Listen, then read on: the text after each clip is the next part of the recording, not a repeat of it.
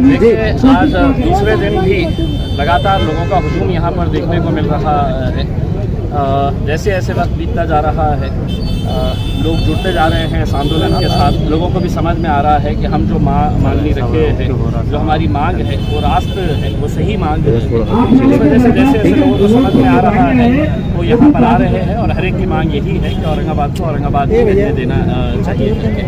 दूसरा ये है कि अब हम ये तय कर रहे हैं कि औरंगाबाद में जितने भी महापुरुषों के पुतले हैं, हम हर रोज़ एक प्रोग्राम डिसाइड कर रहे हैं कि हम शाम के वक्त में कैंडल लाइट मार्च करके डॉक्टर बाबा साहब अम्बेडकर के पुतले की तरफ, फिर महात्मा गांधी का पुतला गांधी चौक पे है, गांधी चौक के ऊपर छत्रपति शिवाजी महाराज है, या टीवी सेंटर के ऊपर छत्रपति संभाजी महाराज का जो पुतला है, वहाँ तक जाएंगे। अपना candle march, peaceful candle march लेकर जाएंगे और एक संदेश यही देना चाहेंगे कि हम शांतिपूर्ण तरीके से इस मांग को मनवाना चाहते हैं और सरकार ने इसके ऊपर दखल लेनी चाहिए। सर, एक ही सवाल की इसी के माहौल बनाया गया। अब मैंने ये सुना कि औरंगजेब का नाम लिया जा रहा था। क्या आप ये मानते हैं कि जिस तरह से संभाजी महाराज को मारा गया था, हाल करके मारा गया था, आप ये मानते हैं? देखिए, 400 साल पहले क्या हुआ था, अगर हम इन सभी गड़े मुर्दों को अगर खोद के निकालेंगे तो देश आगे नहीं जा सकता है। और ये बात मैं बार बार कह रहा हूँ, ये राजाओं की लड़ाई थी, ये जंग कोई हिंदू और मुसलमान की लड़ाई नहीं हुआ करती थी।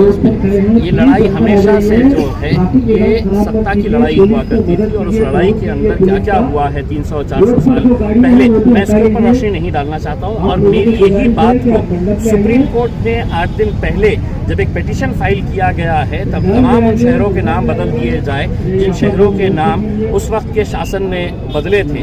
तो सुप्रीम कोर्ट ने यही बात कहा था कि अगर हम पुराने जख्मों को अगर कुरेदना शुरू करेंगे तो फिर हम आगे नहीं जा सकते। नाम लिया जा रहा था खुले इसमें कि वो ऐसे राजा थे, लेकिन ये भी आप मानते हो ना कि उनको जिस तरह से मारा गया था, क्यों मारा गया था? क्योंकि आप उनको वो बोल रहे थे कि हमको राजा बनाओ, मुझे राजा स्वीकारो, पैसा दो, या फिर जो मैं आपको यही बात, आप इसके बारे में क्या कहें? मैं आपको यही बात बताना चाहता हूँ कि 400 साल पहले उन्होंने मारे थे। इस वजह से अब तुम 4 साल पीछे चले जाओ तो 400 साल पीछे मैं कहीं क्यों जाऊँ? मैं तो मुझे 400 साल देश को आगे लेके जाना है। ठीक है सर, अगला सवाल ये करके इस वजह से कल से है तो ये प्लेकार्ड लेकर बैठी हुई है तो बहुत बहुत शुक्रिया आपका।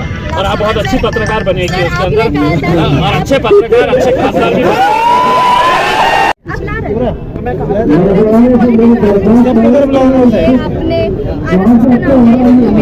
चाह रहा हूँ कि आरएसएस भी मेरे साथ आके बैठे करके।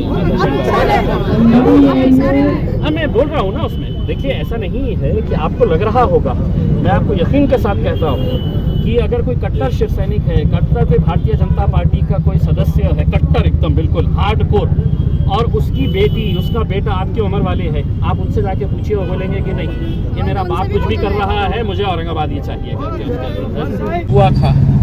ये इतिहास नहीं, देखिए ना, क्या है कि अगर कुछ लोगों के पास आगे जाने के लिए कुछ नहीं रहता है। मुझे मालूम है कि जब मैं 2019 के अंदर खासदार बनकर आया था तो मुझ पर ये इल्ज़ाम लगाया जाता था कि ये रज़ाकार है, ये रज़ाकार के वंशज है। हम ये कहते थे कि रज़ाकार 70-80 साल पहले क्या थे, क्यों थे, वो आए थे, यहाँ पर लड़े थे, जो भी किए थे वो मरे हैं और ख़त्म हो गए हैं रज़ाकार। अब हम आगे चलते, मैं यही आपसे पूछना चाह रहा हूँ ना, नाम बदल रहे क्यों? अभी ऑलरेडी बदल चुका है, और सबसे बड़ी बात ये कि ये नहीं, ऑलरेडी बदल चुका है या आपके हिसाब से होगा बदल चुका है करके? सवाल ये है कि यहाँ पर नहीं, ऑफिशियली मतलब देखिए, हुकूमत जो है वो आवाम की नुमाइंदगी करती है। आवाम को क्या चाहिए वो हिसाब से।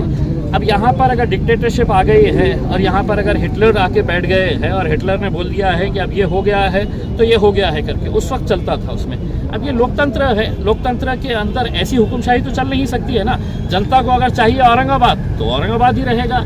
कल कुछ लोग हिंदू जनजागरण समिति के नाम पर पूरे हिंदुओं को इकट्ठा जमा किया जा रहा है, उसमें क्या कहेंगे? देखिए, मैं तमाम मेरे हिंदू भाई बहनों से ये अपील करना चाहता हूँ कि कुछ राजनीतिक पार्टियां जो है इसको हिंदू मुस्लिम का मुद्दा बनाने की कोशिश कर रही है।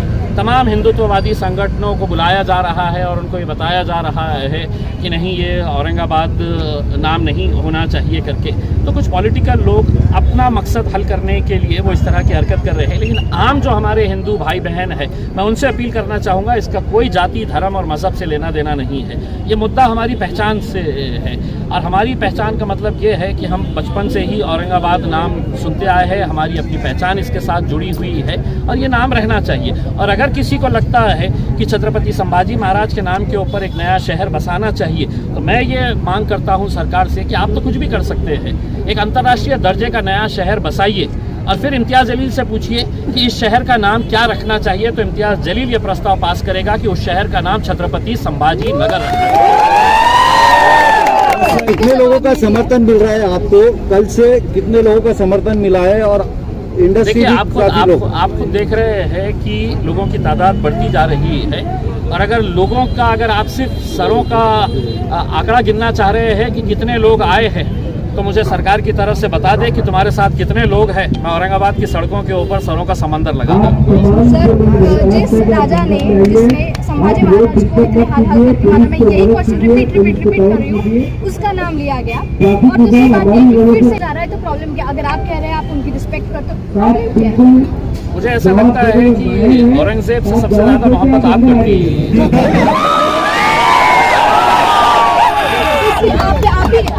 नहीं, मुझे ऐसा लग रहा है आप इतनी मर्तबा